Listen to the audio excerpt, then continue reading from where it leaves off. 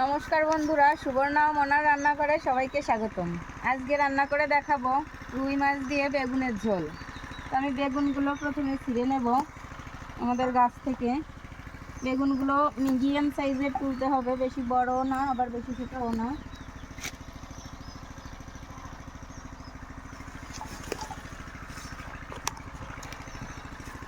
আমাদের নিজেদের ক্ষেতের বেগুন।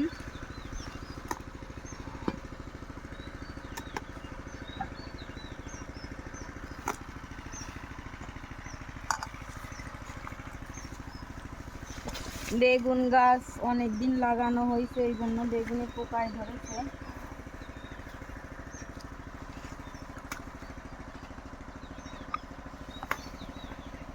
তাহলে আমি রান্নাঘরে চলে যাই।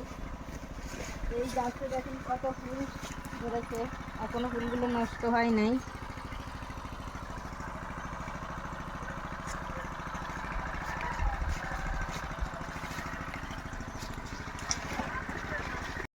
আমি মাছগুলোকে ভালো করে ভেজে নেব।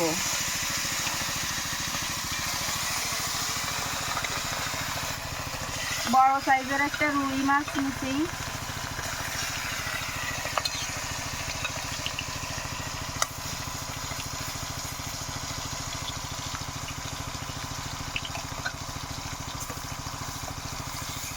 ভালো করে ভেজে নিয়েছি, দেখেন কত সুন্দর ভাজা হয়েছে। তো এখন আমি বেগুনগুলো ভেজে নেব। বেগুনগুলোর গায়ে একটু লবণ আর হলুদ মেখে নিয়েছি।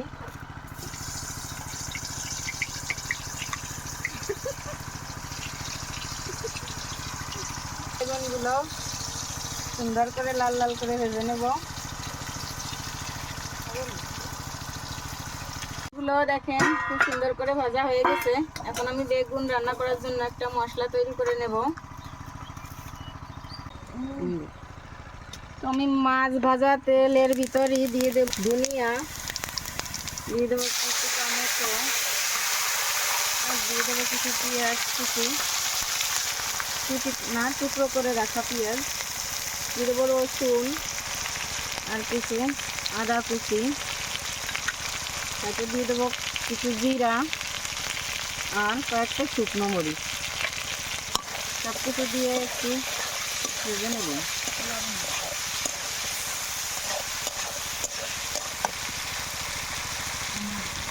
অল্প একটুখানি লবণ দিয়ে দেবো।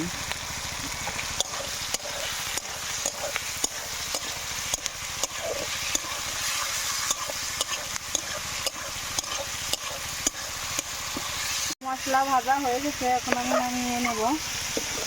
নামিয়ে একটু মশলাটা বেটে নেব সব কিছু একসঙ্গে করে।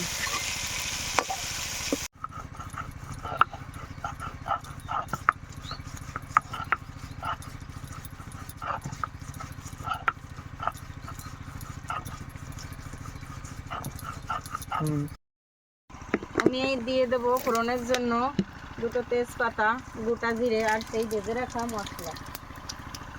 অন্য কোনো মশলা আজকে দেব না।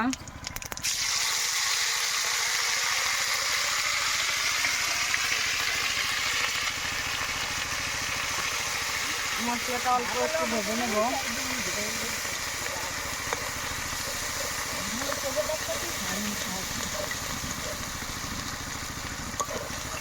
মশলা থেকে সুন্দর একটা গন্ধ আসছে।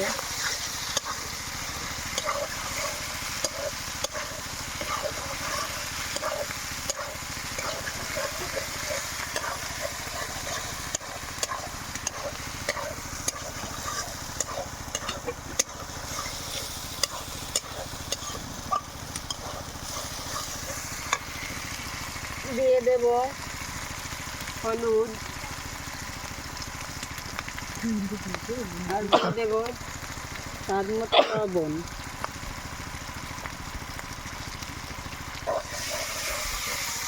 আর দিয়ে দেবো অল্প একটুখানি জল।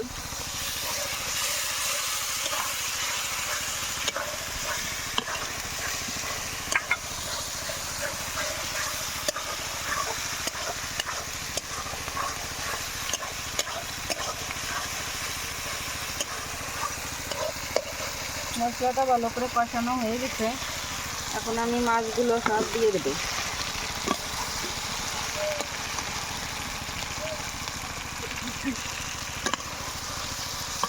এগুলো দিয়ে মশলাটা দিয়ে ভালো করে একটু নেড়ে চেড়ে জল দিয়ে দেবো।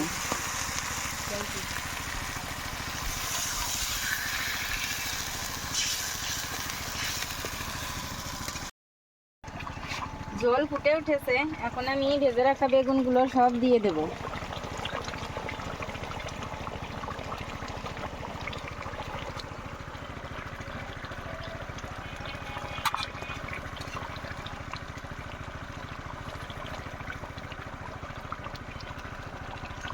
রুই মাছ দিয়ে বেগুনের ঝোল রান্না হয়ে গেছে, এখন আমি নামিয়ে নেব।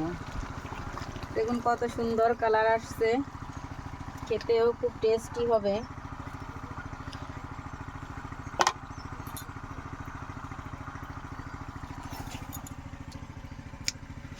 আপনারা তো অনেকভাবেই বেগুনের তরকারি খেয়ে দেখেছেন, তো এভাবে একটু ভাজা মশলা দিয়ে খেয়ে দেখবেন, অনেক টেস্টি হবে। তো আমাদের ভিডিওটি যদি ভালো লেগে থাকে তাহলে অবশ্যই শেয়ার করে দেবেন আর আমাদের পেজটি ফলো করে পাশে থাকবেন। ধন্যবাদ সবাইকে।